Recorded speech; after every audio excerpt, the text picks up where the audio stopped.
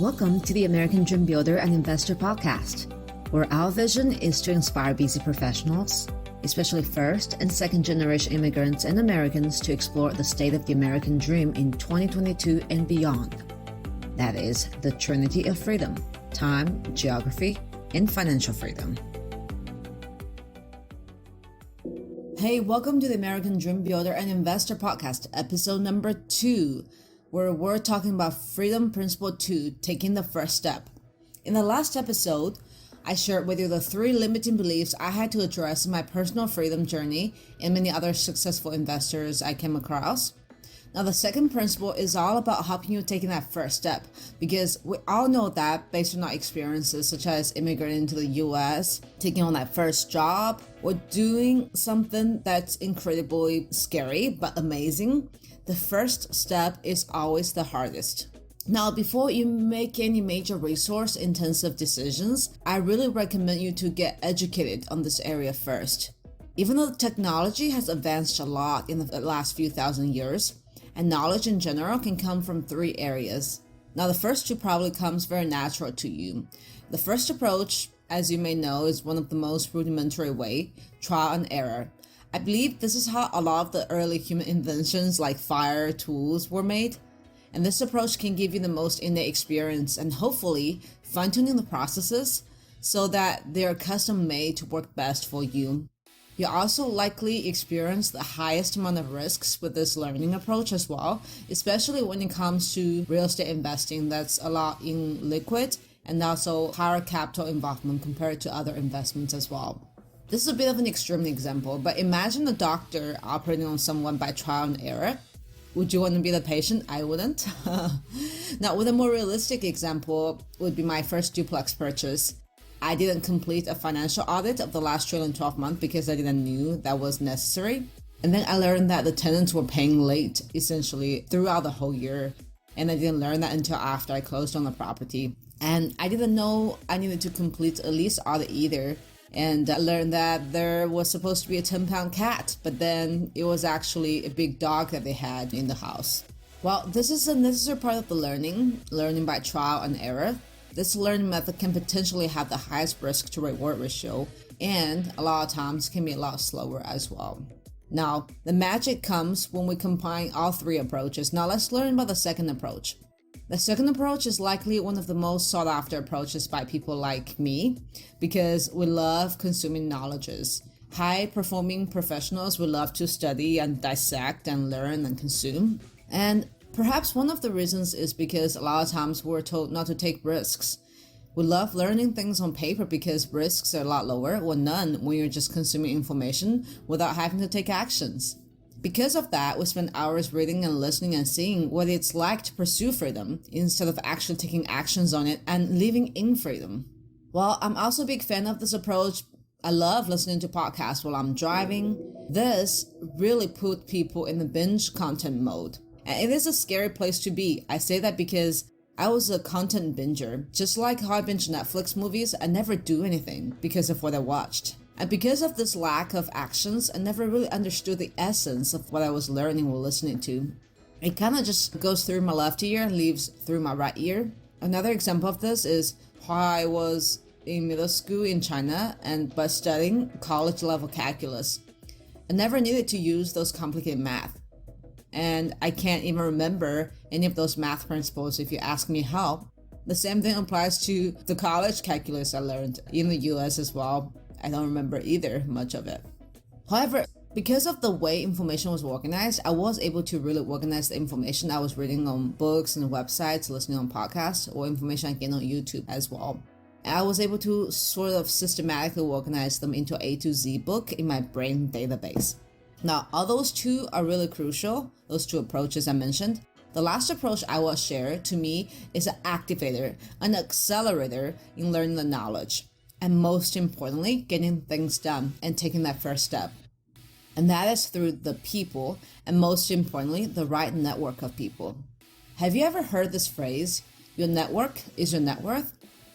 I don't believe that to be 100% true and accurate. Why do I say that? Having a larger network does not equate to having a larger net worth. It is really about the quality of the network you're having. I guess that is why there is also another saying that you're the average of the 5 people around you. Now I have to come up with a disclaimer and also want to tell you that is not from me. It is actually from one of my favorite motivational speaker, Jim Rohn. Yes, follow him if you haven't heard about him.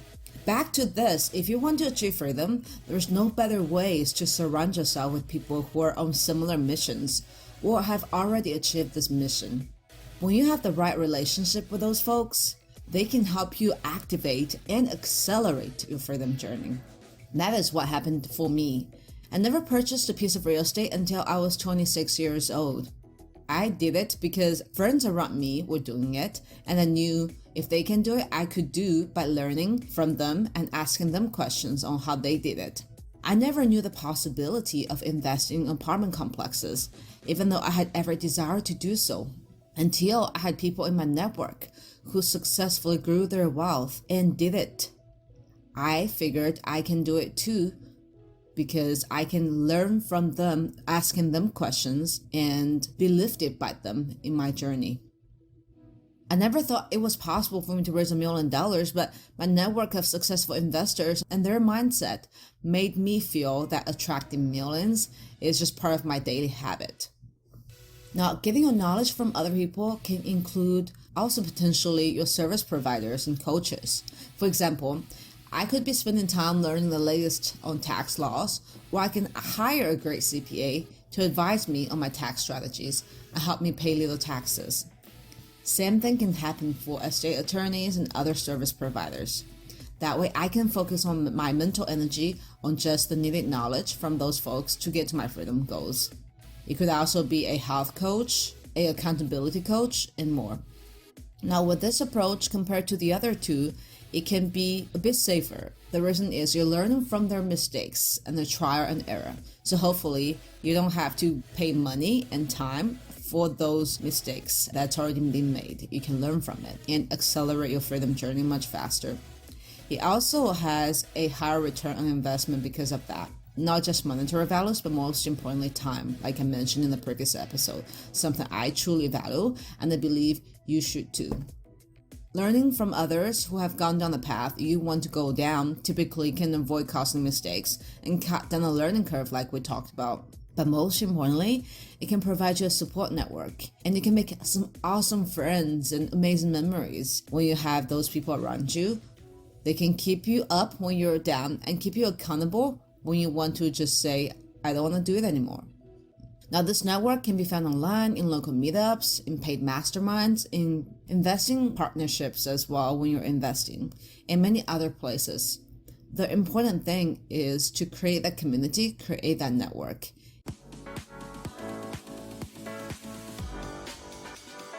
This podcast is sponsored by Life Mission Capital, founded by me, Micy Liu, where my life mission is to help busy professionals invest well so they can focus on what matters. All my life, I was taught to study and work hard for my freedom. Until one day, I realized that unless I let my money work hard for me, I will always be trading my most precious resource, time, for freedom. Since then, we have also been helping our investors passively diversify into more than 1,000 units of recession and inflation-resistant alternative investments, such as multifamily, mobile home parks, short-term rentals, and more. Learn more with our free ebooks at lifemissioncapital.com. Now, with all that knowledge and knowledge sources as a foundation, I like to address the fear around taking the first step into a freedom journey via approaches such as passive investing or just investing in general. I have worked with folks who can make decisions very quickly about their freedom journey, but on the other side, I have also worked with some very risk-averse individuals and immigrants. It took them a long time to build up their wealth, so they're just scared of the what-if situations. When there is stress and anxieties, our body tend to go fight or flight approach. And it is easier a lot of times for us just to take the fight approach and never get started on the freedom journey. So how can we flip that around and change the dynamics and easily start on the first step of the freedom journey? As a data analytics and numbers person, here are a few things that has helped me personally make that first step. So I had to learn that for my life to change, I had to change. And that also means I had to change how I was investing as well. So rather than thinking about just the cost of taking that first step, let's think about the cost of you not taking that first step. Like, ask yourself these questions. Are you okay with always trading time for money? Are you okay with turbulent stock market returns? Are you okay with not being able to spend as much time with people you love, or your passions, or the growth that you always wanted, spiritually or personally? Once you come to conclusions on those questions and the cost of not taking that first step, you'll realize the cost is too great. So it'll be much easier just to take that first step. Also, it is important to know for the change to happen, there is also a chance that the change may not happen the way you want it. You may or may not get the returns you expected from a monetary standpoint.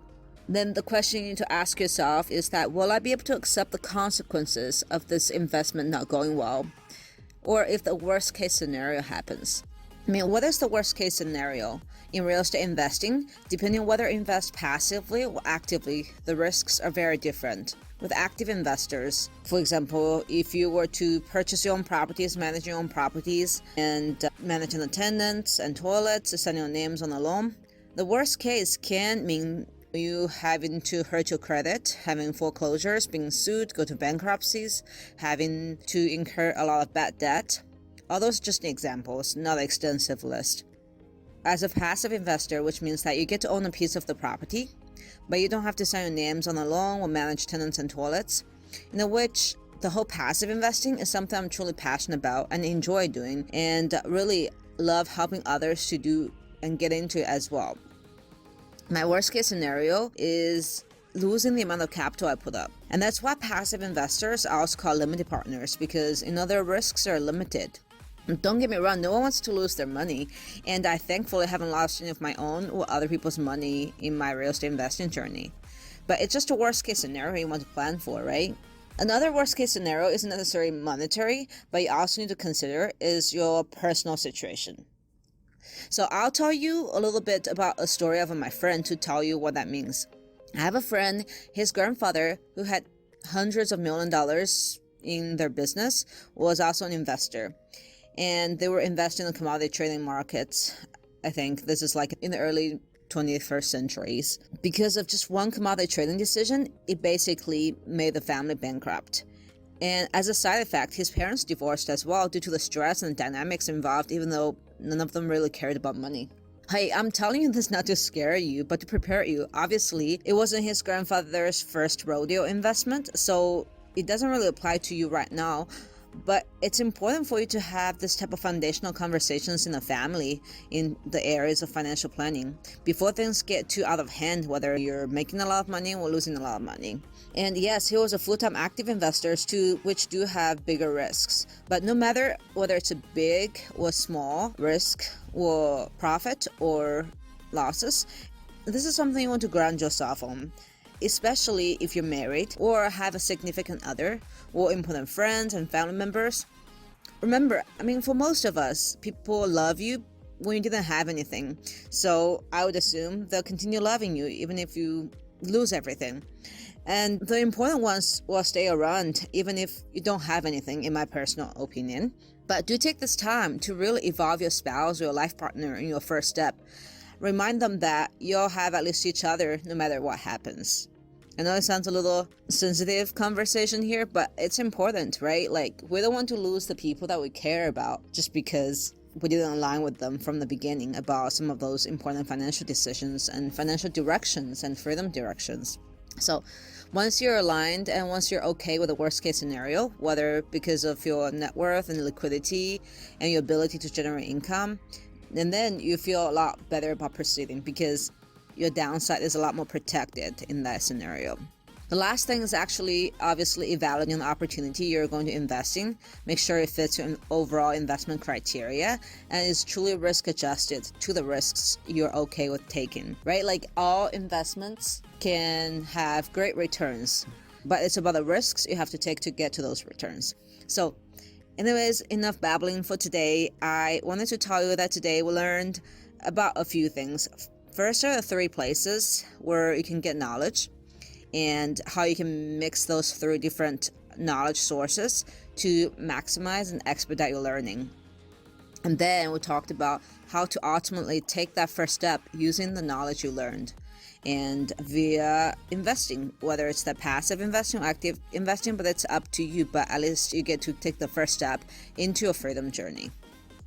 Well, I'm looking forward to seeing you in the next episode where we talk about the freedom principle number 3 and the last principle.